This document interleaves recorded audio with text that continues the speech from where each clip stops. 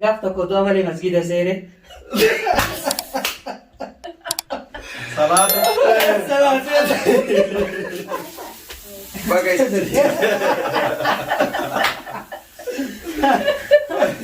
Soalnya kesan juga.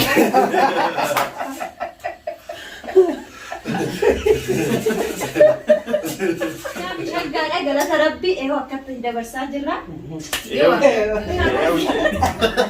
Garuu yeman keessattu dhalaan maallaqa hanga barbaade. Ashama kabajamtoota fi hordoftoota Barii Miidiyaa arran tana qophii ayyaana sababeeffachuuf mana Barii Miidiyaatti argamanii asumaanuu hordoftoonni idil addunyaarra jirtan kan biyya keessaa fi biyyoota alaa keessatti baqattummaa jiraatan hundi keessanuu baga ayyaana idil fitri waggaa 1444 ittiin isin ga'e jecha arran tana dhuftanii isin jennaa asitti olii Hordoftoota fi hordoftoota Barii Miidiyaa akkam nagaa jirtu fayyaa keessanii Eid Mubarak baga ittiin isin ga'e isiniin jenna. Egaa har'a keessumoota hedduu qabannee asitti argamna. Mana Barii Miidiyaa jirra jechuudha guyyaa har'aa. Kun obaa karameellee. Asitti nuti Oromoo amantaa adda addaatirraa walitti dhufne amantaa walii kabajnee asitti warroonni amantaa Ortodoksii amantaa adda addaatirraa asitti walitti dhufne asitti ayyaana kabajaa jirra. Kan musliimallee kan kiristaanallee akkasumatti walumaan kabajaa jirra asitti. Mee Raayil Tajii ni beektan jedhee abdii qaba. Chaanaala Raayil Tajii. Oduma kana isin nu barsiise jiru. Oduma isin nu Kanarratti mee nagaa gaafadhu hordoftoota Barii Miidiyaa. Ashima hordoftoota mucaa takkallee ni jirti asii. Buna dhaabuu jirti naasofte isiin garuu. Eid Mubarak ayyaana gaarii isiniin jennee jirra. Warreen hordoftoota keenya ta'an akkuma agartan iidessaa jirra. Har'a iida lammaffaadha. Ka iidni tokkoffaan kaleessa darbee lammaffaarra jirra. Akkuma agartan ka amantiidhaan kutaadhaan oduu walii qoodiin iida dabarsaa jiran isiniin jedha. Akkasumas iidni kiristaanaa torbii darbee ture. Qixxuma soomaa baanee isiniin jedha. Ortodoksiin jira, Pheenxeen jiran keessa. Musliimoonnis akkasuma ni jiru. Kanaaf iida gaarii kan bara hedduu jechaa kun iidni keenya akkana fakkaata nu faana turaan affeerraa keenya.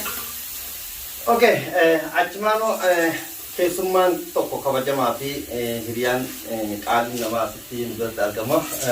Mee asumaan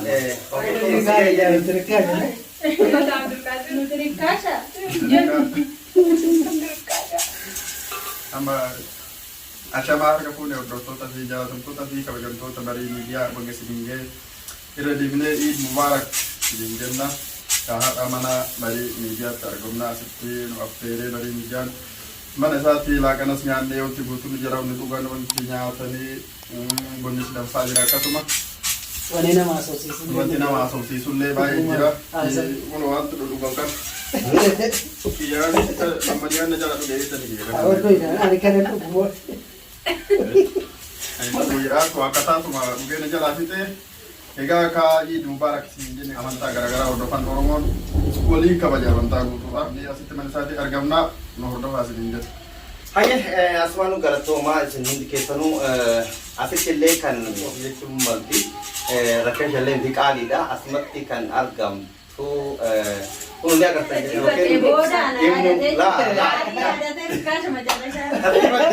jedhamtii akkuma agartan Raahel Tajiit irratti Adanit irratti sirriitti beektu obboleeyyan sadi ta'anii yeroo biyya galu nafaana turanii kanaaf Viidiyoo irraa marte?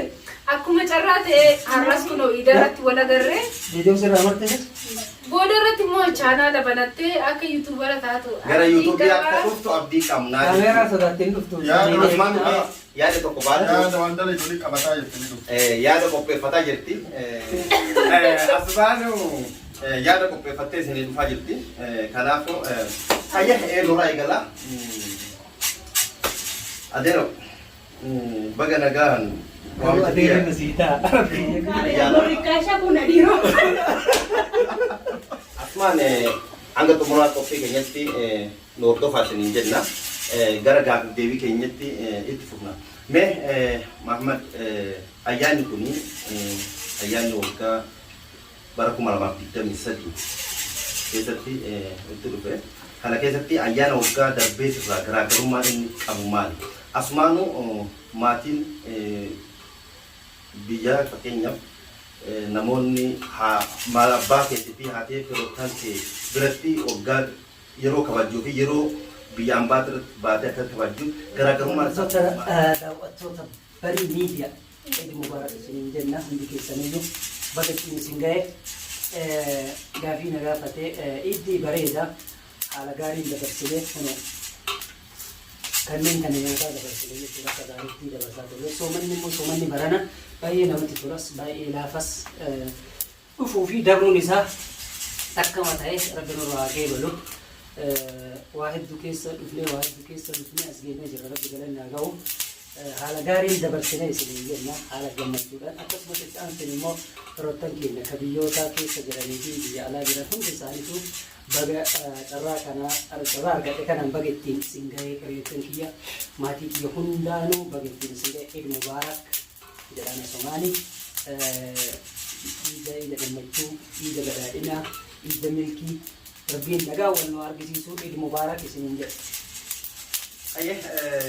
Galatoomii asumaanuu dhaamsa warroonni mana keessan keessanii nu hordofaa jirtan hundi keessanuu hanga xumura qophii kennan nu hordofaa hin jenna. Abdulqaadir ayyaanni maal fakkaataa garaagarummaan waggaa darbeetii fi kan ammaa Eid Mubarak kenna deddeebinee kabajattoota fi hordoftoota barii miidiyaa. Eid baranaa kun akkuma argitan kana haala gaariin alhamdulillah ramadaanni baranaa baay'ee salphaadha. Beela qabu deemuun qabu biyya kanatti barana maashaallah roobaan dabarsine wal maraa ramadaan akkana dhagarre yeman keessatti baay'ee ramadaan guutuu osoo roobe jechuun hin danda'ama. Galatoon arbooti maata. Fudhattee nyaatte deemuun. Kanaafin lafumaa osoo fudhannee akkamitti kaane badaanaa gaarii dabarsine isiniin jechaa jira. Jira kana lama qofa. Engaddaa alhamdulillah biyyatti dabarse maatii biratti dabarse tureyyuu. Amma maatiin dabarse maal dhufte? Eenyu si yaada? Maaltu deebise? Maaltu si deebise? Geessinee jira. Na gaggeessitanii turtan dhugaadha. Gali jennee si gaggeessine maaltu as si deebise? sanuu boonnee Aflaan meeqa goonee si gaggeessine? Dhugaadha na gaggeessanii biyya kana deemee ture. Bakka rabbiin riskii namaatti hambise naqatanii carraa riskii na deebise. mee garaagarummaan isaa biyyatti sunii fi ayyaanni biyya sunii fi kuni kan biyya ambaa baqattummaa keessatti dabarsu kun garaagarummaan isaa maalitti ilaalta? Garaagarummaan isaa iddoo baay'ees garaagarummaan qabu garuu ayyaanni maatii hojii haadhaa fi abbaa waliin dabarsanii fi ayyaanni biyya namaatti dabarsan garaagarummaa ni qaba. Garuu kanuti biyyi kunillee akka gaariitti akka barbaanne keessa baanee keessa galla biyyi kun maashaallah akka biyyoota biraatiin miti. Akka biyya keenyaatti ilaalle biyya keenya keessa sa'aatii barbaanne biyya keenya caalaatti sa'aatii barbaanne keessatti maatii keenya maatii qofa malee wanti nurraa hir'ate biyya keenya sanirra biyya kanatti nurratti qola galgala isaa 12 boodoo gabbaate eessa deemte eessa dhufte kan jenne uleen nagaa si gaafata. Kaati nama siyaasa eessa dhufte namni si hin jiru akka biyya kee yemen immoo biyya sa'a barbaadde sa'a barbaadde baatee galta. yemen tokko Wanti kana adda isii godhu. fa'aa biyyattii ta'ata malee biyya Wanti kee kana bira ija dabarsuu jibbaa fi miti waan tokko waan achitti fakkeenyaaf mudannoo garaagarummaa inni inni qabu. qabu. Biyya kana keessatti baatee akka feetetti galta ziyaaraa kaatee akka keessa haksa akka tokko fakkaat deemtee nama ziyaaraa guyyaa biyya keenya keessatti wanti akkanaa kun hin jiru. Sirna kanaa Sini kanallee. hordoftoota keenya maal beektan akkuma obboleessi keenya Abdulqaadir nuuf dhaame garaagarummaa inni waggaa darbee biyyatti ayyaanessee ture. Har'a immoo nu wajjin ayyaanessaa jira. Garaagarummaan inni jiru biyya keenya keessatti hedduu raayil tajii mee ateo isin immoo asitti nu wajjin argamtee fakkeenyaaf waliin ayyaanessaa jirra. Kanaaf mee yaadni ati qabdu? Egaa isinlee biyya galtee deebitee miire maa isa qofa. akkuma carraa ta'e egaa warreen duraan bira baay'ee deemeera garuu akkuma Abdulqaadir jedhe dhuguma biyya keenya akka biyya kanaatti bilisummaadha sa'aatii 6-7 karaarra deemu Finfinnee baay'ee ulfaataa ture agarree jirra guyyaadhaayyuu telefoona akka barbaaddetti biyya keenya keessa immoo hedduu socho'uun baay'ee sodaachisa. Kanaaf yaada qabdu irra baay'eetiin mee gara biratti kanaaf ani baay'ee yeman garuu gar malee jaalladhaan biyya biraas deemuun hin danda'a. asis kan carraa dhabee namni akkasitti biyya biraa amma mana daldalaa sa'aatii kanatti dhugaa dubbachuuf yoo taate biyya biraa yoo deemte hiriyoota baay'ee qaban sababa yuutuubii kanaatiin maashaallah yuutuubiin kun ka baay'ee galateeffadha shamarran ittoo dhiirattu biyya irraa hiriyaa nu uume yeroo laalte mana daldalaa keessa namoota baay'ee taa'aa jira biyya kana dhufti maallaqni isaatis jireenyirree biyya biraatti rarrakasha waan ta'eef baay'ee jiraachaa namoonni baay'ee yemanoo jedhan akkanatti sodaate yeman kana baay'ee sodaatee rakkattuu isheedha bas maashaallah yeman na'imaa qabdi na'imaa jechuun yaanii agartanii kennaa mataashii kan waaqayyo barakaa kennee ajaa'iba dhugaan isin jedha kanaaf oduun adda addaa irratti deemu oduun kana hundaa irratti deemu oduu akkanatti addunyaan kun gubatee magaalaan kun akkasii karaa tokkoon jireenya gaarii karaa siin jireenya gaarii jiraachaa jira kanaaf namoonni baay'ee yeman hojii ammataan maal jechuu kooti daawwattoota barii miidiyaa ayee akkatti dabarsaa jirra jala tarabbiyaa ta'u ida lama irra jirra kaleessa hin baane har'a bahee akkatti dabarsaa jira gara tarabbii waruu dalagaa attan deebi'aa dhumatti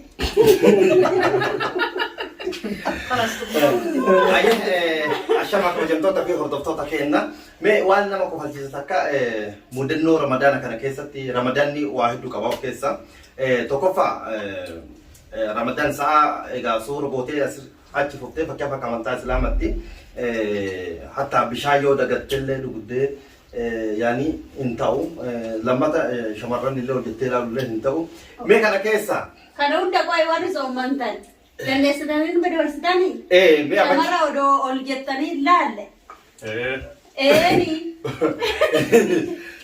kana keessa mee ol jennee laallu akkana yoo lafa jala laallu ammallee namatti bari'uuf ammala mee Muhammad mudannoo ati ramadana keessa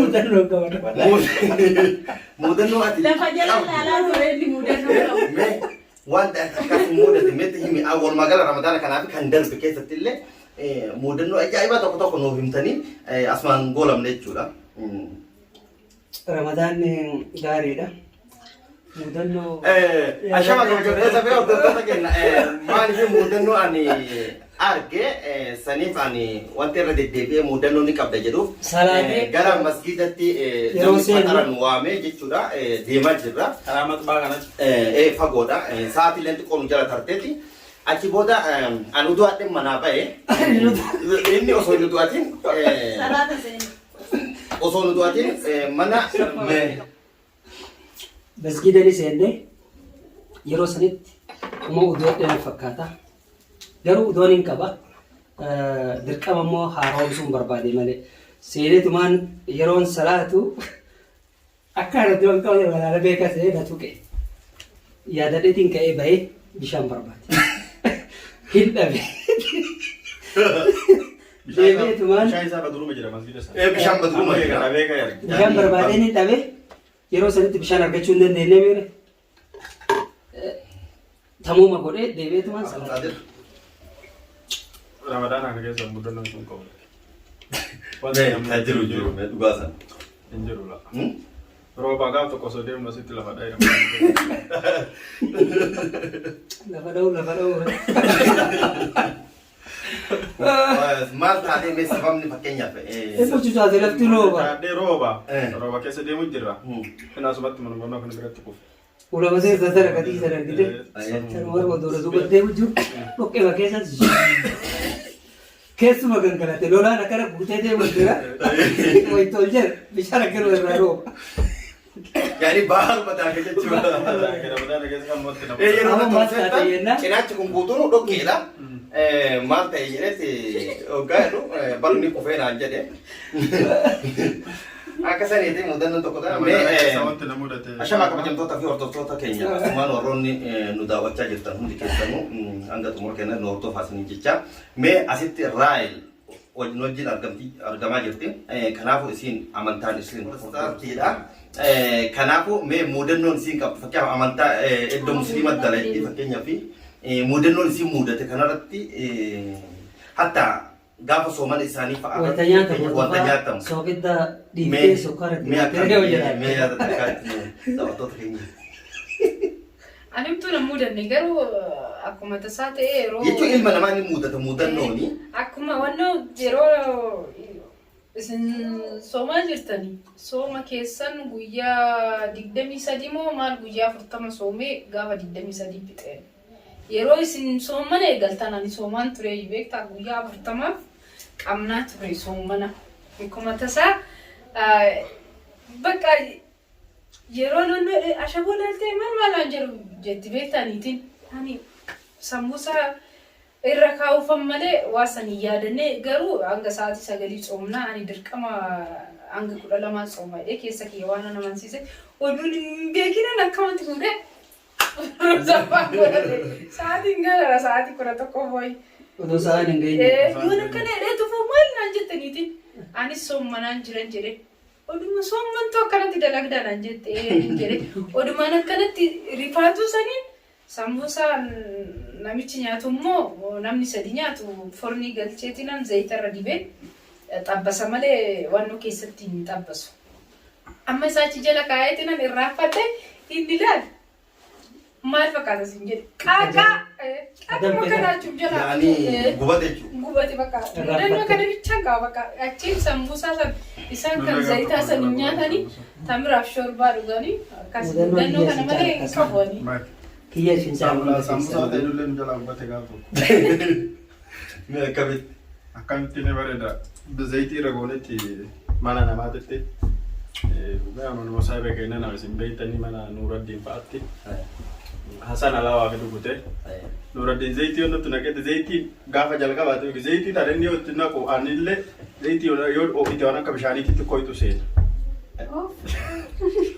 Ayyaa. Zayitii waan akka bishaanii kana yoo dafite so'annoo jettu seena beektaa? Zayitii eegasiin turtee jette sila zayitii yoo itu jedhee wajjumaan hawwatee sambusaatti naqee mana tollee beena biratti. Zayitiin immoo waliin danfuu dafee jira. Aga waan keessa keettu. Zayitiin danfe inni fideeta waliin hawwatee sambusaatti naqee mana tollachaan mana wallachaan jala bu'ate sambusa guutuu.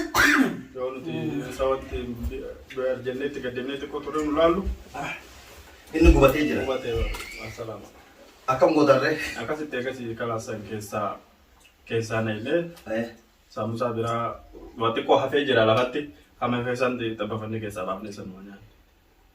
Nyaattan akka malee ta'a. Nuti xiqqaate malee nyaanne. Maal shama kabajamtoota fi hordoftoota barii miidiyaa asumaanu warroonni mana keessan teettanii qophii ayyaana kan sababeeffachuuf asitti ayyaanessaa jirran nu hordofaa jirtan baay'ee galatoomaa isiniin jedha. Viidiyoo kana yoo isinitti tole share subscribe gochuun nu bira dhaabbadhaa isiniin jechuu barbaaddetti asumaan barii miidiyaan yeroo hundaa waan nama bohaarsuu fi koomentii fi piraankilee diraamaa adda addaa qabatee isiniif dhiyaataa akka nu hordoftan abdii qabna isiniin jedha. Asumaanuu Eid Mubaarak isiniin jedha galatoomaa.